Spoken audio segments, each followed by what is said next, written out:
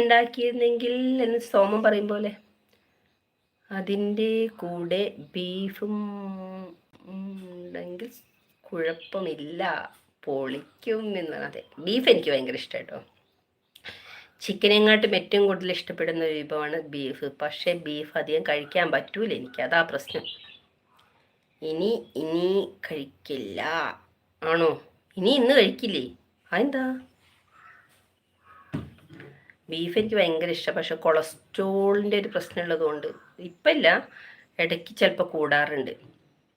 അപ്പം അതുകൊണ്ട് അങ്ങനെ ബീഫിൻ്റെ അളവ് കുറയ്ക്കും. ചിക്കൻ അധികം ഇവിടെ കൊണ്ടുവരുള്ളൂ.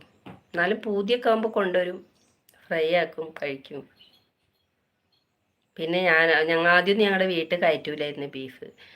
പിന്നെ എൻ്റെ ഫ്രണ്ട്സൊക്കെ ഹോസ്പിറ്റലിലേക്ക് കൊണ്ടുതരും ഫ്രൈ ആക്കിയിട്ട്. എന്നിട്ട് അവിടെ നിന്ന് കഴിക്കാറായിരുന്നു.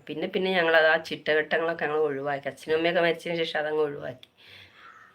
എപ്പോഴും ഇപ്പോൾ കടയിൽ പോയി കഴിക്കൽ നടക്കും.